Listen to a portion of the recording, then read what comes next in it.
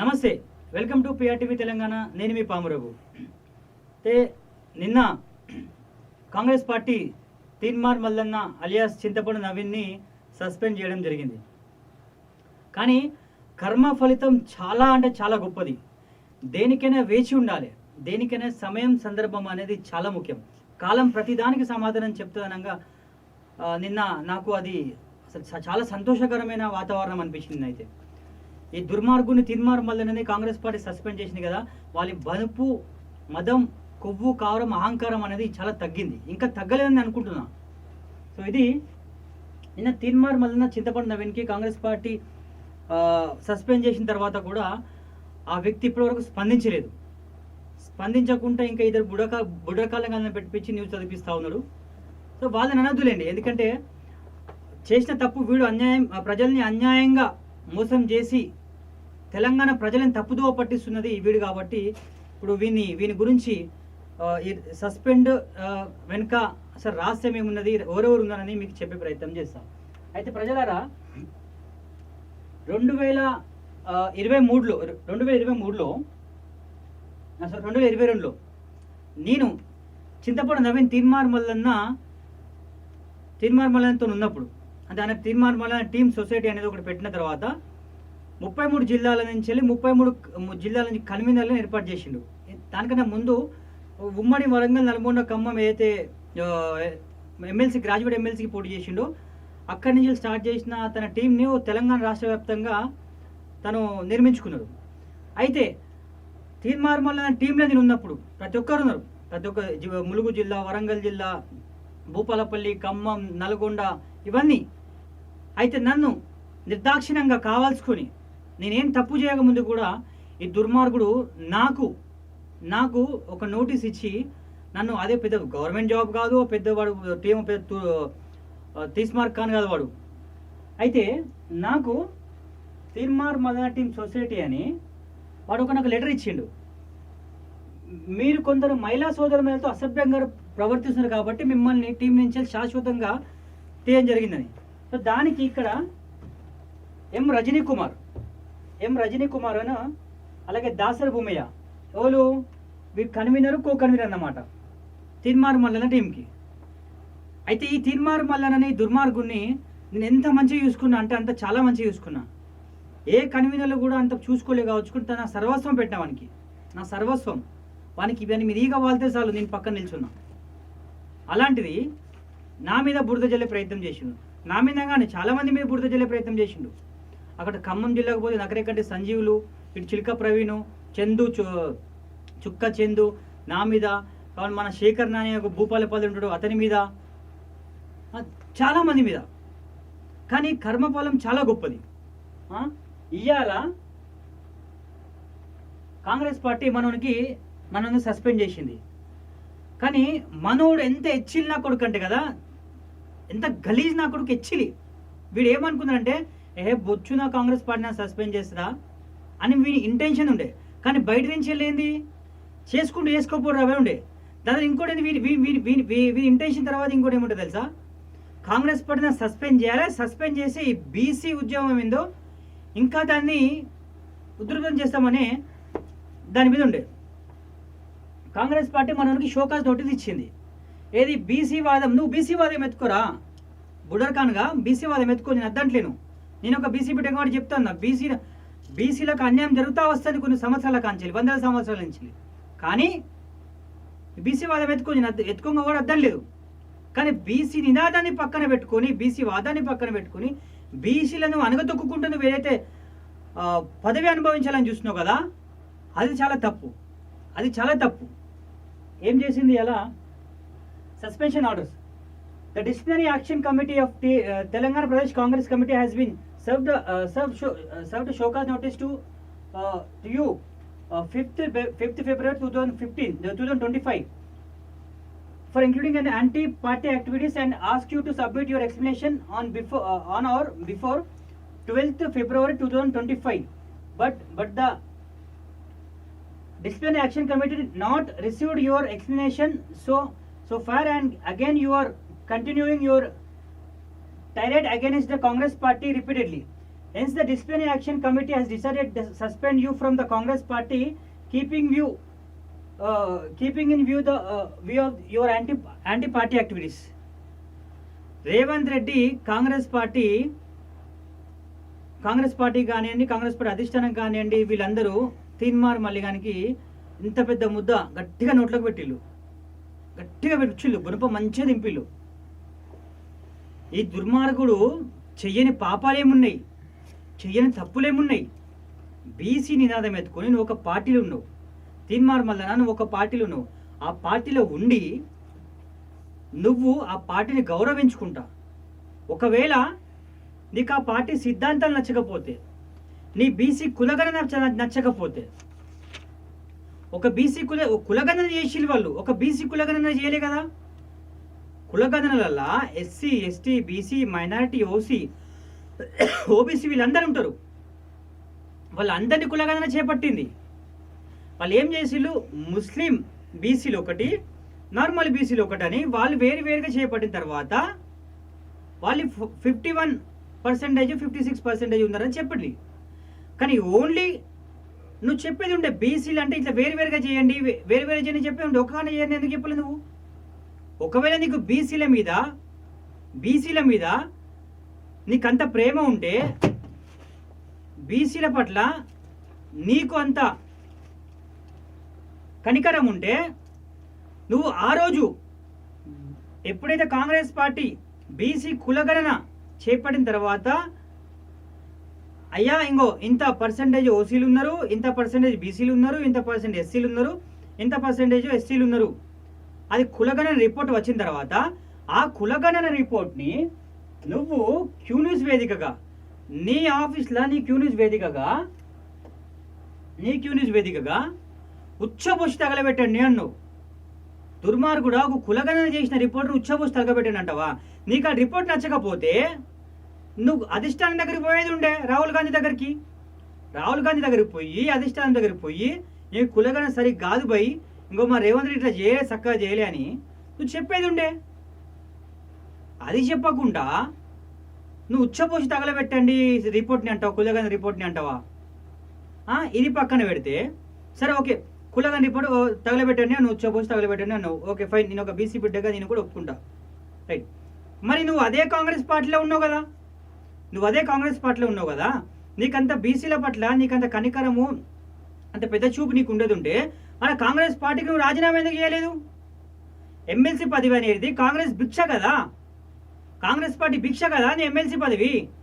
మరి అదే రోజు నువ్వు ఏ రోజు అయితే కులగణన రిపోర్ట్ తగలబెట్టావో, ఆ కులగణన రిపోర్ట్ బదులు నీ ఎమ్మెల్సీ పదవికి రాజీనామా చేస్తున్నారా భయ్, ఇంకో మీ ముఖం మీద పాడేస్తున్నారా భయ్ అని ఆ రేవంత్ రెడ్డి ముఖం ఎందుకు పాడేయలేదు? కాంగ్రెస్ పార్టీ అధిష్టానం మీద ఎందుకు పాడేయలేదు? నీ ఎమ్మెల్సీ పదవి అవుతుందో ఒకది రాజీనామా చేసేసి నువ్వు అదే రోజు పక్క జరిపేది ఉంటుంది కదా. ఇవాళ తెలంగాణ వ్యాప్తంగా ఉన్న ప్రతి ఒక్క బీసీ బిడ్డ ఇవాళ నీ వెన్నట్టు నిలబడుతుండే, నీకు ఒక పదవి ఆశ. ఇప్పటికి కూడా ఈ తీన్మార్ మల్లన అనే వ్యక్తి పదవి రాజీనామా చేయడు, ఎందుకంటే డబ్బు వ్యామోహం. ఇప్పటికే తీన్మార్ మల్లనకు ఉచ్చబడిపోయింది. ఎప్పుడైతే సస్పెన్షన్ లెటర్ ఇచ్చిల్లో అప్పటికే ఉచ్చబడిపోయింది తీన్మార్ మల్లనకు. ఇక నాటలు సాగవరాయి కానీ అంటే నువ్వు ఒక పార్టీలో ఉండుకుంటూ పార్టీ మీద దుమ్మెత్తే ప్రయత్నం చేస్తావా? మొన్న రాక అది ఎవరే కాంగ్రెస్ పార్టీ అప్పుడు ఇన్ఛార్జు దీపాదాస్ మున్షి, ఆ ముందు సేపు మీ అందరి పప్పులు ఉడికినాయి. ఇప్పుడు మీనాక్షి నటరాజన్ రాగానే మిమ్మల్ని ఒక్కొక్క ఆట ఆడిపిస్తూ ఉంది, మీ జాతకాలు మొత్తం బయట పెడతా ఉంది. కాంగ్రెస్ పార్టీ రాజీనామా చేయి. ఇవాళ వాడు రాజీనామా చేయడు కాంగ్రెస్ పార్టీకి తీన్మార్ మల్లన అనే వ్యక్తి. ఎందుకు? డబ్బులు సంపాదించుకోలేవి, నాటలు సాగాయి కాబట్టి, సెటిల్మెంట్ దండలు నడవే కాబట్టి చెప్తా ఉంది. కాంగ్రెస్ పార్టీ నుంచి బయటపోతాడు అనుకున్నావా? ఇప్పటి కూడా కాంగ్రెస్ పార్టీలో ఉంటాడు. ఇదంతా పెద్ద డ్రామా. సస్పెన్షన్ అనేది ఒక పెద్ద డ్రామా. ఒక సస్పెన్షన్ అనే దాన్ని మీడియా కూడా కొన్ని యూట్యూబ్ ఛానల్స్, తెలంగాణ వ్యాప్తంగా ఉన్న యూట్యూబ్ ఛానల్స్ కానీ తెలంగాణ వ్యాప్తంగా ఉన్న ప్రజాస్వామ్యం కూడా దీన్ని ఎట్లయితే చూపెట్టిందంటే, వీడియో పెద్ద ఉద్యమకారుడు అన్నట్టు తీన్మార్ మల్లన్న, లేదా పెద్ద వీడు స్వతంత్ర సమరయోధుడు అన్నట్టు, వీళ్ళు పెద్ద తురుంకారు అన్నట్టు, ఈ దేశాన్ని గురించి ఏమో దేశం గురించి, దేశం బార్డర్ల ఆర్మీ వాళ్ళతో కొట్లాడి, దేశద్రోహులతో కొట్లాడి వాళ్ళు అక్కడ చచ్చిపోయి వచ్చినట్టు, వాళ్ళ శవం ఇక్కడ తెలంగాణ తీసుకొచ్చినట్టు మొత్తం మీడియా వ్యాప్తంగా మొత్తం సంచలనం సృష్టించారు. తీన్మార్ మల్లను సస్పెండ్ చేసిన కాంగ్రెస్ పార్టీ, తీన్మార్ మల్లను సస్పెండ్ చేసిన కాంగ్రెస్ పార్టీ. మరి బీజేపీలో రాజాసింగ్ను కూడా సస్పెండ్ చేసింది కదా, అప్పుడు ఎందుకు పెద్దగా ఇంత ప్రచారం చేయలేదు? అంటే ఒక బ్లాక్ మెయిలర్ని, ఒక దొంగను కాంగ్రెస్ పార్టీ సస్పెండ్ చేసి తప్ప, దీన్ని ప్రజలారా దీనికి జానారెడ్డి కంట కడతాడు. జానారెడ్డికి ఏం ప్రజలారా ఒక విషయం ఆలోచించండి. జానారెడ్డికి కులగణనకి ఏం సంబంధం? మరి జానారెడ్డికి ఇలా సంబంధం ఉన్నప్పుడు, జానారెడ్డికి పార్టీ సీనియర్ నాయకులు, ఆయనకు ఏ పదవి లేదు ప్రస్తుతము. మరి కాంగ్రెస్ పార్టీ నుంచి ఎమ్మెల్సీకి పదవి ఉందా, నీకు కూడా సంబంధం కదా కులగణన చేసినందుకు. మరి నువ్వెందుకు అందులో పార్టిసిపేట్ చేయలేదు? నువ్వెందుకు పోయి రేవంత్ రెడ్డిని అడగలేదు కులగణన తప్పు చేపట్టాలని? నువ్వెందుకు రాహుల్ గాంధీకి ఆ నివేదిక పంపలేదు ఈ కులగణన తప్పని? అడగడు. ఎందుకంటే రిపోర్ట్ రావాలి, ఎలాగో వీళ్ళు తప్పు తడకలు చేస్తారు రిపోర్ట్లల్లో, తర్వాత నేను వేసుకోవచ్చు వీళ్ళని. జానారెడ్డి గారికి ఏం సంబంధం అండి? ఓ కొడుకు, వాళ్ళ కొడుకు ఎమ్మెల్యే, వాళ్ళకు ఒక కొడుకు ఎంపీ. ఇప్పుడు ఏది కులగణన దాన్ని తక్కువ చేసి చూపెట్టి, ఏది బీసీలు మీరు 41% ఉన్నారు, లేదా బీసీలకు మీరు 51% ఉన్నారని చూపెట్టి వాళ్ళ పర్సంటేజ్ పెంచుకొని, ఇప్పుడు జానారెడ్డి గారికి ఏమైనా ముఖ్యమంత్రి పదవి వచ్చేది ఉన్నదా? ముఖ్యమంత్రి అయిదామని కూర్చున్నాడా? కులగణన ఒక్కడే చేపట్టిండా? తిరుమల మల్లన రేవంత్ రెడ్డి చేపట్టిండా? బట్టి విక్రమార్క లేడా? కోమటిరెడ్డి వెంకరెడ్డి లేడా? ఉత్తమ్ కుమార్ రెడ్డి లేడా? పెద్ద పెద్ద నాయకులు ఎవరు లేరా కాంగ్రెస్ పార్టీలో? ఓన్లీ జానారెడ్డి గారే కనపడతా ఉన్నారు నీకు. ఇవన్నీ లంగ కథలు మనని మొత్తం. ఎప్పుడెప్పుడైతే కాంగ్రెస్ పార్టీ నన్ను సస్పెండ్ చేస్తుందా, ఆ సస్పెన్షన్ లెటర్ని తీసుకొని ఇంకా పబ్లిక్లో పోయి ఇంకా బీసీని ఆదాయం ఎత్తుకుందామా? ఇటు తీర్మార్ మళ్ళీ ఒక చెప్తా, నువ్వు బీసీ అనుకుంటా పోతాను. సరే, ఈ సస్పెండ్ చేసిన తర్వాత కొత్త పార్టీ పెడితేవే అనుకో.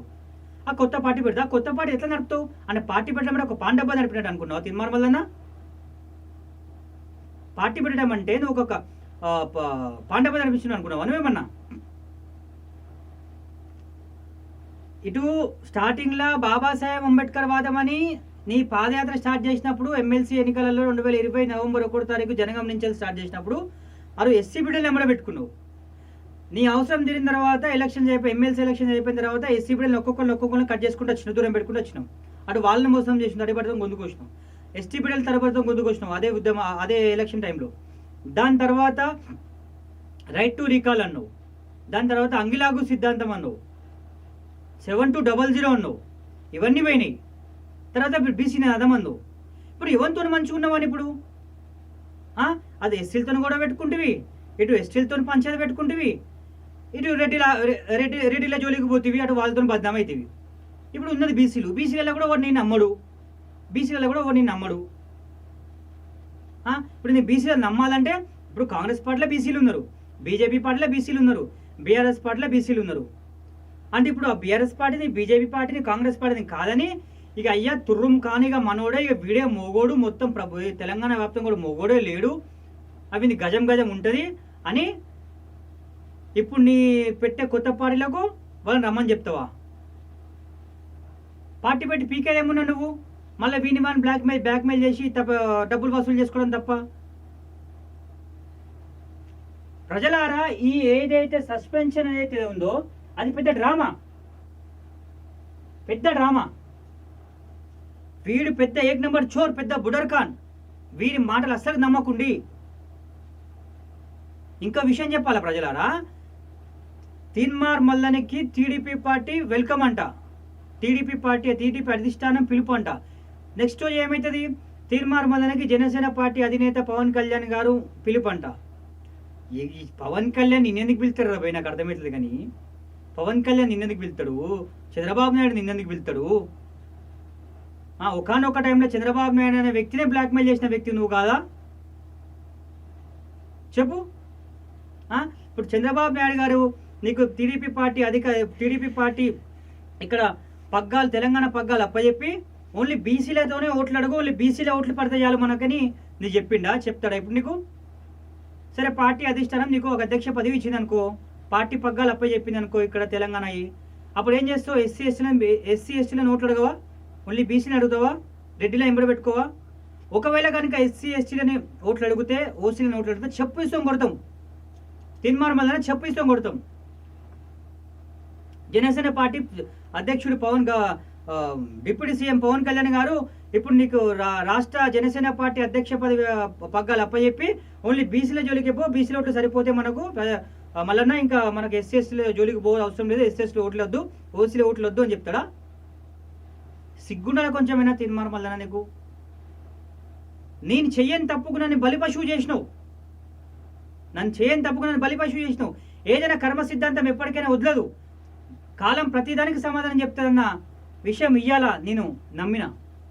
చాలా కాలము ప్రకృతి చాలా గొప్పది. పొట్టోని పొడుగుడు కొడితే పొడుగుని పోషమ్మ కొడుతుంది.